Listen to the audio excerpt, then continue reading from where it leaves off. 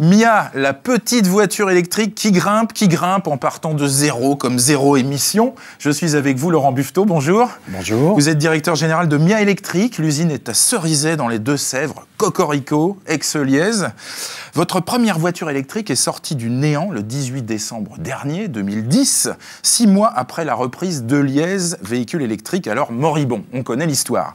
Vous commercialisez aujourd'hui 2 déclinaisons, l'une en VP, la L, et une en VUL, la U, si j'ai bien révisé. La production en série a démarré le 1er juillet, commercialisation réelle depuis le 1er octobre. Combien avez-vous produit de véhicules à ce jour ? Eh bien, environ 500. 500 ? Oui, ouais. 200 ont été utilisés, méthode, je dirais, Renault, un peu en business card. Oui. Alors, on va traduire en français, hein, simplement. En carte, de telle sorte que nous puissions utiliser ces véhicules pour nous représenter et également les confronter à la vraie vie. Parce que, comme vous le disiez à l'instant, en fait, nous sommes partis d'un prototype juillet 2010, pré-série 1, pré-série 2, tout ceci en mode accéléré, puisqu'un an plus tard, nous sortions un véhicule. Il était très important de lui faire découvrir la vraie vie au cœur de la ville, etc. Pour toutes ces raisons, il était évident que nos 200 premiers véhicules allaient être prêtés, envoyés en tant qu'ambassadeurs à des VIP ou à toute personne, à des journalistes, qui sont d'ailleurs des VIP, et susceptibles de tester ce véhicule. Donc 200 de cette sorte, et ensuite nous sommes passés en phase commerciale, et nous avons commercialisé à ce jour 300 véhicules. Alors, on est très impatient de savoir qui sont vos clients. Eh bien, deux types de clients, si vous voulez. Le premier qui rejoint la conversation que nous avions à l'instant...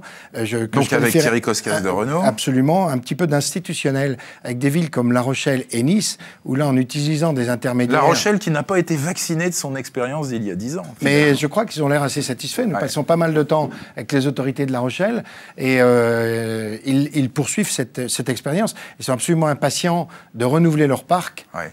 Un marché potentiel. Ouais. et donc, nous nous retrouvons dans des opérations d'autopartage, ce dont nous n'avons pas jusqu'à présent parlé.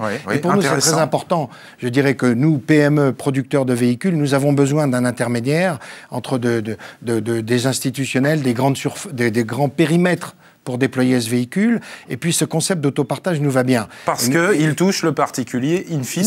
Et ce particulier peut utiliser à moindre frais ce véhicule uniquement quand il en a besoin. Et nous, des intermédiaires type Veolia, sont de réels partenaires sur La Rochelle, sur Nice, d'autres partenaires sur Angoulême. Nous nous attaquons de façon symbolique, et c'est un peu à notre échelle, à l'Île-Dieu. Donc ces premiers déploiements... De façon très très symbolique, en effet. Oui, mais lourdement symbolique au niveau du respect... Il y a un microclimat au niveau de la population. Le respect de l'environnement. Ils sont très écolos là-bas. Et donc, non, premier type de population. Deuxième type, ce sont des particuliers qui, pour des raisons X, Y, Z, sont amoureux de ce véhicule qui a une personnalité. C'est une petite voiture électrique, très sympathique, 800 kilos, et je dirais qu'on peut tomber amoureux de ce véhicule qui est très marqué, qui a été conçu par Patrick Largeau pour être un véhicule électrique, en partant de ce concept, et non pas d'un thermique dérivé. Donc aujourd'hui, ce véhicule, il revendique cette personnalité, avec un volant, un poste de conduite au milieu, capacité 3 ou 4 personnes, etc. Donc nous avons une population avec des déclarations en disant « nous attendons, nous voulons ce véhicule ». Donc ce sont des particuliers. Donc ça, c'est rassurant. Alors aujourd'hui, votre problématique, c'est d'arriver à créer un réseau de distribution. Absolument. Et le pérenniser. Alors, il y a une contradiction pour moi, vue de l'extérieur. Vous cherchez des partenaires donc en région, des partenaires de type concessionnaire véhicules électriques. Oui. Et puis, alors, vous annoncez que vous commercialisez directement via Aramis. Oui. Est-ce que c'est pas vous couper une jambe, finalement? C'est à manier avec précaution. Mais je veux dire que, compte tenu de... Parce qu'il faut bien rémunérer les intermédiaires, et de l'autre côté, vous vendez en direct, pour être tout à fait clair. Nous parlons plus de complémentarité que... Même si sur certains aspects, on pourrait envisager une forme de concurrence. Mais en fait, étant donné la taille de notre réseau, je pense que tout le monde pourra trouver largement de quoi participer au développement de Mia. Je rappelle, question d'échelle également, je reviens par rapport à... Pour moi, ce sont plus des grands frères que des concurrents. notamment les grandes marques autour de nous.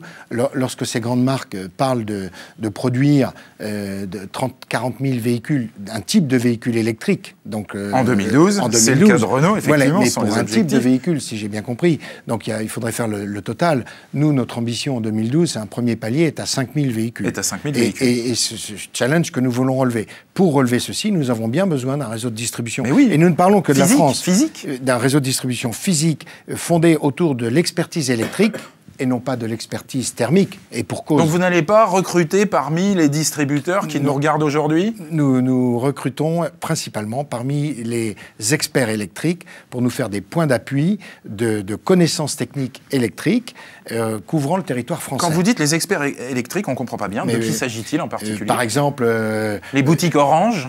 Non, pas du tout. Ah non, je pensais au téléphone portable, pardon. Non, experts dans la manutention électrique, les Clark, etc. D'accord, aux stations fixes, en réalité, les chariots élévateurs. Chariots élévateurs, etc. Sont-ils intéressés? Ils ne sont pas tout à fait intéressés. Et le vrai problème que j'ai rencontré en tant que directeur général au moment où je vous parle, c'était en fait d'aligner la production par rapport à cette demande. Ce que je ne sais pas, c'est quelle sera la pérennité de cette demande. Il est évident qu'en ouverture sur le marché, il y a une forme d'excitation en disant « je souhaite découvrir ce véhicule, comment il est, etc. » Donc, est-ce que nous allons bénéficier pour ceci d'une pérennité longue durée? Je ne le sais pas. Nous avons besoin... C'est honnête de votre part de le reconnaître. Toutes les oui, absolument, mais c'est dans nos interrogations. Et on s'associe complètement en aval des coups de butoir, si je puis me permettre, que peuvent donner des marques comme Renault pour faire évoluer les mentalités, pour faire évoluer la position culturelle de notre société par rapport aux véhicules électriques. C'est vrai que Renault est un défricheur, bien entendu. Et lorsque je rentre à Montpellier et que je vois une grande publicité Renault voiture électrique, je me sens complètement dedans. Et je suis très à l'aise là-dessus. Donc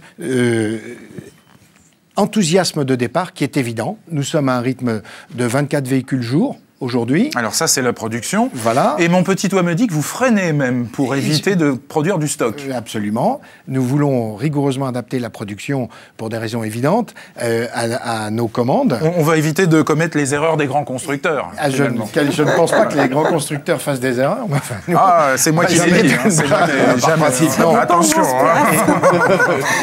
Et si vous voulez, aujourd'hui... cela dit, il vaut mieux que ce soit le réseau qui porte. Comme vous n'avez pas de réseau, il vaut mieux pas faire de stock. Nous avons un réseau, au moment où je vous parle, nous avons un réseau qui est en place réellement. Alors, combien de distributeurs aujourd'hui, précisément? Vous avez dit 50? 50 en France. Ça, c'est réel. Ouais. Lorsque vous parlez de MIA France, j'insiste bien, MIA a une couverture et une volonté européenne, s'engage fortement dans, bien sûr, la Grande-Bretagne. Nous avons tout naturellement les cibles des pays nordiques où nous avons un réseau qui est en place. Et l'Allemagne, alors? Et bien entendu, le président Edwin Kohl est allemand. Vous avez parfaitement raison. La structure MIA, elle est réellement bicéphale, étant donné que c'est une société complètement française, avec un actionnaire majoritaire, lourdement majoritaire, allemand. Et donc nos deux cibles pays symboliques, c'est bien sûr la France et l'Allemagne. Rapidement, question des invités. Caroline Guérin-Pigeon, vous qui êtes distributeur de véhicules thermiques. Moi, ça m'interpelle énormément. Parce que vous dites que vous avez donc 50 représentants sur la France. Donc, si ce ne sont pas des distributeurs et uniquement, en fait, des gens qui sont techniques sur la partie, finalement, entretien, manipulation, si je comprends bien, de tout ce qui est électrique, en fait, est-ce que j'ai bien compris ici, vous parlez de Aramis, qui est votre site Internet, en fait, le site Internet dédié pour la distribution, et qu'après, en fait, vous avez un réseau de réparation et d'entretien, et pas un réseau de distribution. Et notre réseau de réparation et entretien, alors là où tout est passionnant, c'est que... Et vos clients le savent que le réseau de réparation, c'est là où sont les Clark, et comment ça s'affiche? Comme nous avons tout créé, y compris au niveau du véhicule, il y a quelques semaines, je n'aurais pas pu échanger avec vous sur ce sujet. Il est bien évident que très rapidement, la question a été posée, quel est votre service après-vente? D'accord, par rapport à l'absence de réseau. Et donc, ma réponse aujourd'hui, le service après-vente, question en B2B, en B2C, etc. Donc, nous sommes pour parler finalisé avec des sociétés comme Aprolis, pour réaliser sur l'ensemble du territoire un service après-vente. Donc, on rappelle qui est Aprolis? Donc, une société qui réalise le suivi de l'ensemble de toute la partie électrique des chariots élévateurs sur l'ensemble du territoire français. Voilà. Est-ce qu'ils sont prêts pour recevoir des clients, ces gens-là, hein? Oui, absolument. La première partie, ils étaient totalement prêts. Pour la partie B2B, ça s'est fait naturellement. Plus compliqué pour la partie B2C. Il va falloir les former, mettre en place des cahiers des charges. De la même façon, ce que disait tout à l'heure le représentant de Renault. C'est un travail herculéen. Oui, mais vous savez, ça me paraît moins herculéen que de passer d'un proto en phase d'un niveau prototype terminale chez Heuliez. à un niveau industriel en un an.